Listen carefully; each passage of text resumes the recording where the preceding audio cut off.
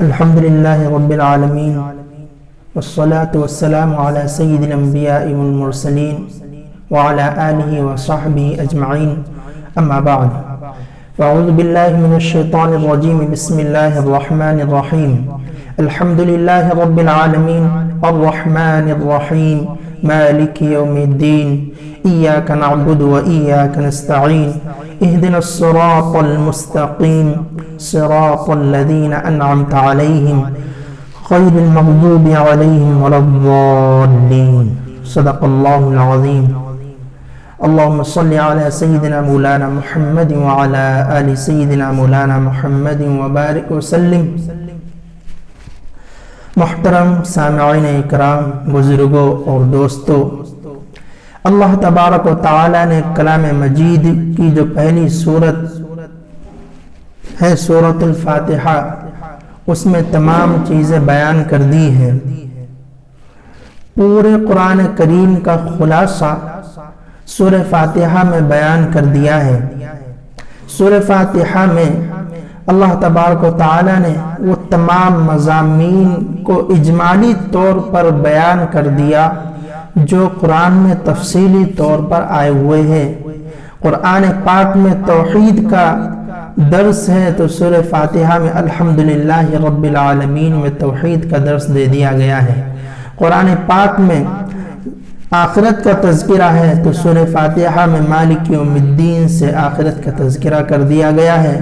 قرآن پاک میں اللہ تبارک و تعالی نے عبادت کی ترغیب دلائی ہے تو سورہ فاتحہ میں بھی ایاک نعبد و ایاک نستعین سے عبادت کی ترغیب دلائی گئی ہے.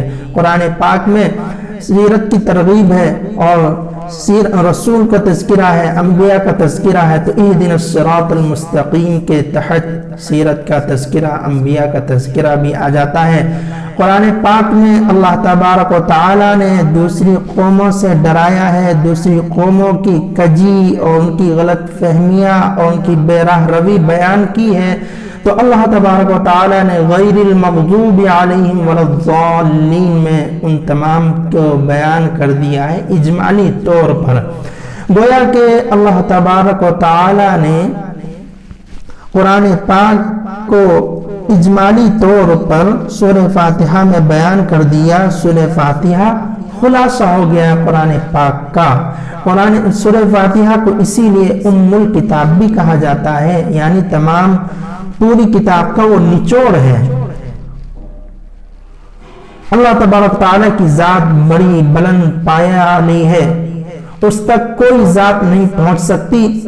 وہ تمام جہانوں کا مالک ہے، تمام چیزوں کا پروردگار ہے، تمام چیزیں اسی کے قبضے قدرت میں ہیں، تمام چیزوں کا وہ مالک ہے، اسی کے لیے تمام تعریفیں ہیں، وہی تعریفوں کے لائق ہے اور دوسری کوئی ذات اس کے برابر تعریف کے لائق نہیں ہے، کیونکہ اللہ تبارک و تعالیٰ کی وہ ذات ہے جو تمام جہانوں کو پالنے والی ہے، تمام جہانوں کو چلانے والی ہے، تمام جہانوں پر اس کے قبضے قدرت ہے.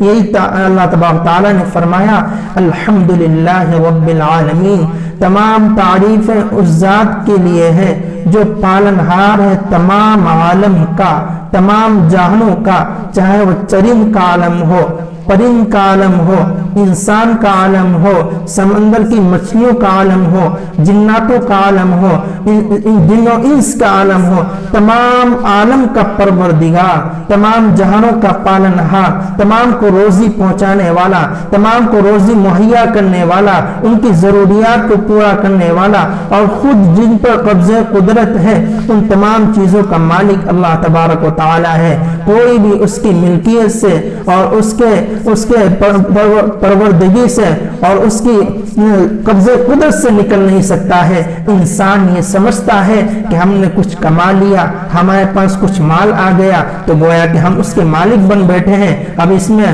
ہماری طرف سے سب کچھ چل رہا ہے، ہم اس کے مالک ہیں، گویا کہ ہم ہی نے اس کو پیدا کیا ہے. حالانکہ ایسا نہیں ہے. اللہ تبارک و تعالی تمام چیزوں کے مالک ہے، اسی نے پیدا کیا، اسی کے قبضے قدرت میں ہے اور یہ اللہ تبارک تعالیٰ کی چھوٹ ہے کہ وقتی طور پر انسان اس چھوٹ سے دھوکہ کھا جاتا ہے۔ اللہ نے فرمایا الرحمن الرحیم، جو بڑا مہربان اور نہایت رحم والا ہے، دنیا میں بھی وہ رحم کرتا ہے، آخرت میں بھی وہ رحم کرے گا۔ دنیا میں جو رحم کر رہا ہے اس کی رحمت عام ہے، ہر انسان اس میں شامل ہے، اس میں مسلمان بھی شامل ہے، غیر ایمان والا بھی شامل ہے۔ اللہ تبارک تعالیٰ روزی اسے بھی پہنچا رہے ہیں جو کلمہ پڑھ رہا ہے، اور اسے بھی پہنچا رہے ہیں جو کلمہ نہیں پڑھ رہا ہے۔ گویا کہ اللہ تبارک تعالیٰ کی رحمت عام ہے، ہر انسان اس میں شامل ہے، جو اللہ کا فرما بردار ہے وہ بھی اس میں شامل ہے، جو نافرمان ہے وہ بھی اس سے لطف اندوز ہو رہا ہے۔ اللہ کی رحمت دنیا میں ہر انسان کے اوپر ہے، ہر انسان اس میں شامل ہے، ہر انسان اس سے فائدہ اٹھا رہا ہے، وہ بڑا مہربان ہے، وہ ڈھیل دے رہا ہے۔ لیکن آخرت میں اس کی رحمت عام نہیں ہوگی، اس کی رحمت تام ہوگی، وہاں صرف اور صرف ایمان والے اس سے فائدہ اٹھا سکتے ہیں، انہیں کو فائدہ ملے گا، اس کے علاوہ کسی دوسرے کو اس سے فائدہ اٹھانے کی گنجائش نہیں ہوگی۔ وہاں مہلت ختم ہو جائے گی، وہاں گنجائش ختم ہو جائے گی، وہاں ٹائم وقت پورا ہو چکا ہوگا۔ یہ دنیا میں ہی اللہ تبارک تعالیٰ نے سوچنے کا، سمجھنے کا اور غور کرنے کا اور تدبر کرنے کا ہمیں موقع دیا تھا، ہمیں غور و فکر کرنے کے لیے دماغ دیا تھا۔ اس کے ذریعے سے ہم سمجھتے اللہ کی کبریائی کو، اللہ کی بڑائی کو، اللہ کے بلند مرتبے کو، اور اس کے پالنے پوسنے کی تمام چیزوں پر ہم غور و فکر کرتے کہ یہ دنیا کو بنایا، یہ جہانوں کو بنایا، یہ آسمان کو اٹھایا، یہ زمین کو بچھایا، یہ پہاڑوں کو گاڑ دیا اور سمندروں کو چلایا، اور اس میں پہاڑوں کے ذریعے سے زمین کو ایک دم ٹھہرا دیا، آسمانوں میں ستارے کو نکالا، سورج کو نکالا تاکہ اس سے روشنی حاصل کرے، انسان اس میں روزی کمائے، اور تمام چیزیں یہ چیزیں اللہ تبارک تعالیٰ نے پیدا کر کے یہ بیان کر دیا، یہ بتا دیا کہ تمام چیزوں کا میں ہی مالک ہوں اور میرے سوا کوئی دوسرا اس کا مالک نہیں ہو سکتا ہے۔ اور اس کا پتہ اس وقت چلے گا جب قیامت کا دن ہوگا، اس وقت تمام کی بادشاہت ختم ہو جائے گی، تمام کی ملکیت ختم ہو جائے گی، اس وقت صرف اور صرف اللہ تبارک تعالی مالک ہوگا۔ للہ لمن الملک اليوم، یہ اعلان کیا جائے گا، تمام بادشاہ جمع ہوں گے، تمام وزراء جمع ہوں گے، تمام پی ایم اور وزیر اعلیٰ وزیر اعظم سب جمع ہوں گے، تمام بادشاہ جمع ہوں گے، سکندر بھی ہوگا اور بڑے بڑے بادشاہ ہوں گے۔ لیکن تمام جب اس وقت جمع ہوں گے، اس وقت اللہ تعالیٰ اعلان کریں گے لمن الملک اليوم، آج کس کی بڑائی ہے، آج کس کی ملکیت ہے، آج کون بادشاہ ہے؟ اس وقت کوئی جواب نہیں دے رہا ہوگا، اس وقت سب سہمے ہوں گے، ڈرے ہوئے ہوں گے، صرف اور صرف اللہ تبارک تعالیٰ اس وقت ہم سامنے آئیں گے اور کہیں گے باللہ الواحد القہار۔ اس وقت صرف اور صرف اللہ تبارک تعالیٰ کی ملکیت ہوگی اور قدرت ہوگی، اور اس وقت پتہ چل جائے گا۔ اللہ تعالیٰ نے قرآن پاک میں وہی آگے فرمایا سورہ فاتحہ میں مالک یوم الدین، وہ روز جزا کا مالک ہے۔ اس وقت انسان کے اپنے کیے ہوئے کا پتہ چلے گا۔ مالک یوم الدین، جو مالک ہے روز جزا کا، دین یہ روز جزا، کما تدین و تدانو، حدیث پاک میں آیا، عربی میں دین کہتے ہیں بدلہ، کما تدین و تدانو، جیسا کرو گے ویسا بھرو گے۔ تو اللہ تبارک و تعالی روز جزا کا بھی مالک ہے، اس دن ہمارے تمام کیے کا پتہ چل جائے گا۔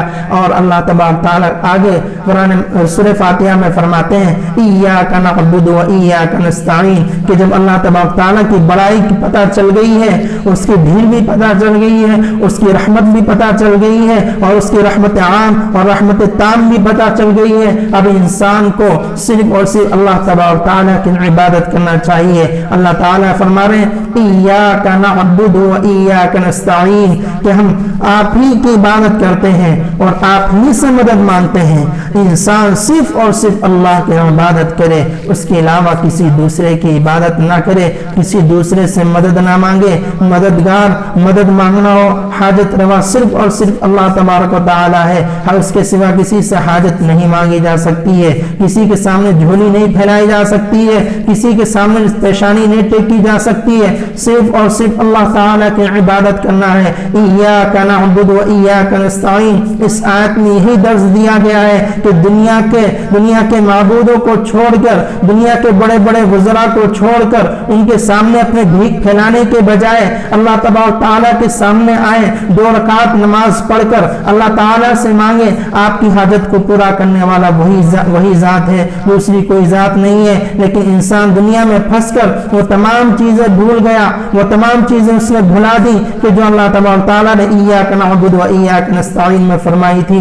गोया के पूरे दीन का खुलासा, पूरे कुरान का खुलासा और तमाम चीजों का खुलासा इय्याका नअबुदु व इय्याका नस्तईन में है कि इंसान सिर्फ और सिर्फ अल्लाह की ही इबादत करे, उसी से मदद मांगे। जब इबादत करेगा तो वो मदद मांगेगा, उसकी मदद को पूरा किया जाएगा। और दुनिया में इंसान को मदद की जरूरत है, और जब उसकी हाजत पूरी हो जाएगी, किसी दूसरी चीज की उसे जरूरत नहीं होगी। तो गोया कि जो इंसान की जरूरियात है वो इसी आयत में है, इय्याका नअबुदु व इय्याका नस्तईन इहदिनस सिरातल मुस्तकीम। जब मदद पूरी हो गई, इबादत भी करने लगे, तब इंसान को आगे बढ़कर अल्लाह तबारक ताला से मांगना चाहिए कि अल्लाह हम इबादत भी कर रहे हैं, आपसे मदद भी मांग रहे हैं, अब हमें वो रास्ता दिखला दीजिए जो रास्ता सीधा हो, वो रास्ता दिखला दीजिए जिस रास्ते पर आपने इनाम फरमाया।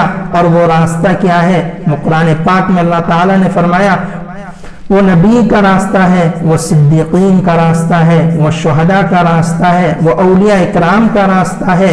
अब इंसान उनकी सीरत को पढ़े, अब अंबिया तो मौजूद नहीं है, क्या करे इंसान? तो सिद्दीकीन के पास आए, सिद्दीकीन भी मौजूद नहीं है, सहाबा इकराम भी मौजूद नहीं है। शुहदा के पास आए, शुहदा का भी हमें पता नहीं चलता है कि कौन शहीद है, वो तो मरने के बाद ही, शहीद होने के बाद ही पता चलेगा कि कौन शहीद है। अब सिर्फ और सिर्फ औलिया इकराम है जो राह रास्त पर है, जो कुरान और सुन्नत पर अमल करने वाले हैं, जो नबियों के रास्ते पर चल रहे हैं, शुहदा के तरीके पर अमल कर रहे हैं, सिद्दीकीन के बताए हुए रास्ते पर जमे हुए हैं। उन औलिया का दामन पकड़कर उनके पीछे चलकर हमें सीधा रास्ते पर चलना पड़ेगा। ये अल्लाह तबारक ताला ने इहदिनस सिरातल मुस्तकीम में फरमाया है, सिरातल लज़ीना अनअमता अलैहिम गैरिल मग़दूबि अलैहिम वलद्दाल्लीन। और इंसान को ये भी मांगना चाहिए कि अल्लाह के सिवा दूसरे से मदद ना मांगते हुए, राह रास्त को मांगते हुए, सीधे रास्ते पर चलते हुए उसे ये भी मांगना है कि उन रास्ते पर ना चला जिन पर आपका गजब नाजिल हुआ है, और उन रास्ते पर भी ना चला जिन पर जिससे आप नाराज हैं। तो इंसान सूरह फातिहा में जब गौर करेगा, फिक्र करेगा, तो खुद ब खुद उसके सामने अल्लाह तबारक ताला की बड़ाई, किबरियाई, इबादत गुजारने का तरीका, सिद्दीकीन का रास्ता, ये तमाम की तमाम चीज़ें खुलकर उसके सामने आएंगी। ये अल्लाह तबारक ताला ने दर्स दिया है सूरह फातिहा में। इंसान जब नमाज में आता है और वो तिलावत करता है इय्याका नअबुदु व इय्याका नस्तईन, ऊपर से तिलावत करते हुए आ रहा है अल्हम्दुलिल्लाह रब्बिल आलमीन अर्रहमानिर रहीम मालिकी यौमिद्दीन। ये तमाम तारीफ़ें उस अल्लाह के लिए हैं जो पालने वाला है तमाम जहानों का, जो बड़ा मेहरबान है, निहायत रहम वाला है, जो मालिक है रोज़े जज़ा का। गोया कि उसने नीयत बांध ली, अब उसका तसव्वुर हो रहा है कि जो तमाम जहानों का मालिक है, बड़ा मेहरबान है, निहायत रहम वाला है। जब ये गुफ्तगू चल रही है अल्लाह तबारक ताला से, उसका तज़किरा चल रहा है, तो गोया कि वो ये समझता है कि मैं अल्लाह के सामने आ गया हूँ। तो वो फौरन उसकी ज़बान से जब ये निकल रहा इय्याका नअबुदु व इय्याका नस्तईन, ए अल्लाह हम आप ही की इबादत, अब आप सामने हैं, हम आप ही की इबादत करते हैं और आप ही से मदद मांगते हैं।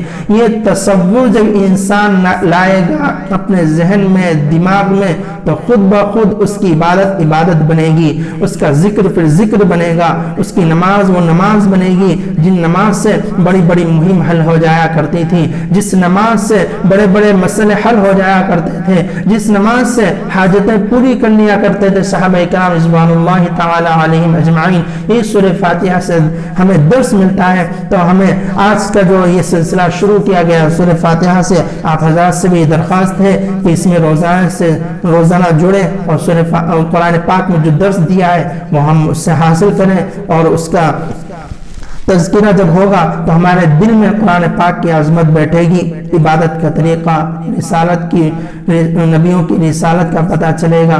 یہ تمام چیزیں جب ہمارے ذہن و دماغ میں بیٹھیں گی تو ہمیں دین پر چلنا آسان ہو جائے گا۔ اللہ تبارک تعالیٰ سے دعا ہے کہ ہمیں قرآن پاک کو سوچ کر سمجھ کر پڑھنے کی توفیق نصیب فرمائے۔ وآخر دعوانا